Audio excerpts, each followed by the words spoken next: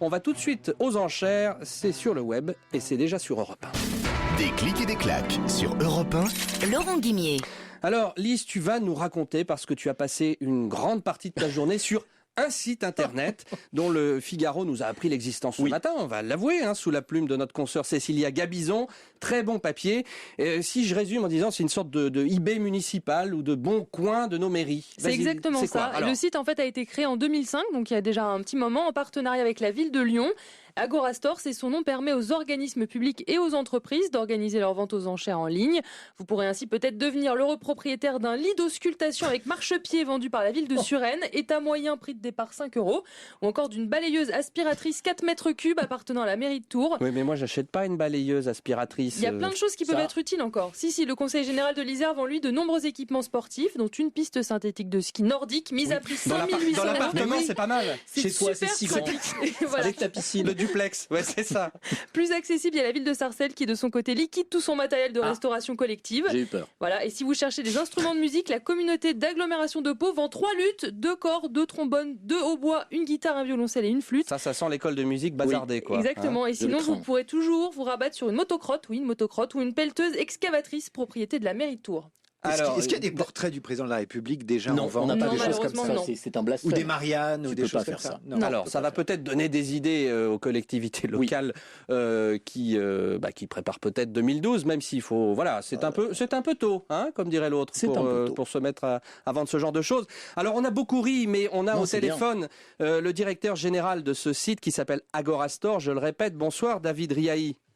Bonsoir. Bon, ne nous en voulez pas, on a un tout petit peu rigolé sur certains des objets qui sont en vente sur votre site, mais rappelez-nous tout d'abord le principe qui est très sérieux, et on va en parler pendant une vingtaine de minutes, de ce site qui s'appelle Agorastore.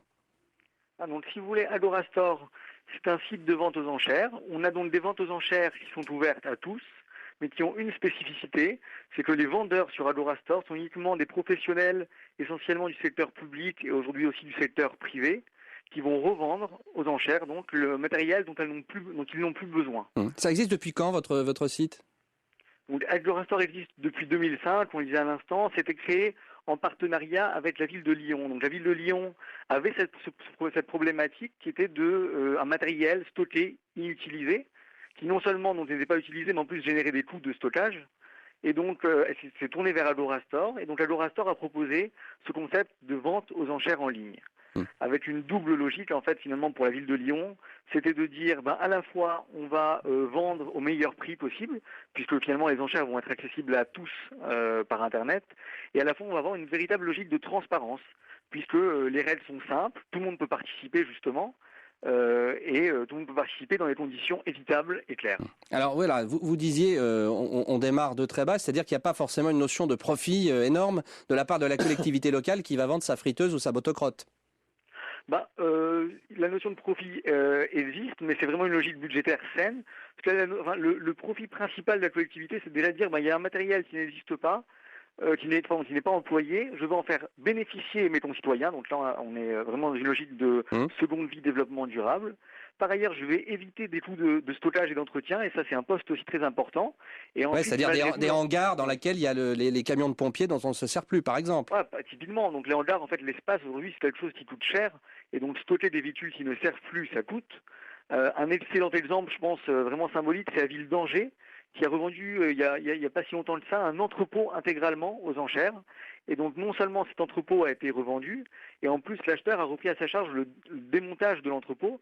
Donc c'est plus de 200 000 € qui ont été économisés par la ville finalement, à la fois en cumulant le prix de revente et surtout les économies réalisées. Alors restez avec nous David Riahi, je rappelle vous êtes directeur général d'Agorastore qui est ce site de vente en ligne. Si vous avez une réaction, alors je ne vais pas dire si vous voulez acheter parce que ça vous allez sur le site, vous nous appelez au 39 21 pour nous donner votre avis sur cette initiative. Guy, tu as une question. Comment vous gagnez des sous, vous? Le principe d'Agorastore, donc, c'est-à-dire qui va bien avec cette logique d'économie budgétaire, c'est uniquement un commissionnement sur les ventes réalisées. Agorastore va dire finalement on ne facture rien à toutes les collectivités ou entreprises qui veulent revendre. Par contre, nous on est garant, c'est notre métier de faire en sorte que la vente se passe bien.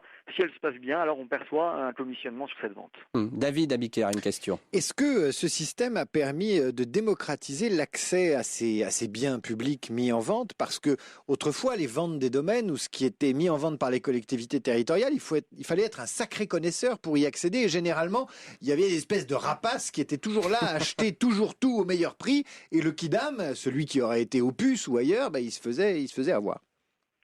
Tout à fait, c'est vraiment une des raisons fondamentales de l'existence même d'Agorastore. Et là, Internet et le web fait vraiment... ça change tout. Ça change tout, hein. C'est ça, c'est-à-dire que tout le monde peut accéder depuis n'importe où, depuis son ordinateur, depuis son téléphone portable. Et donc, il y a une véritable une ouverture des ventes à l'échelle nationale complète et qui n'est pas restreinte aux simples personnes présentes dans la salle et connaisseurs. Il y a un incroyable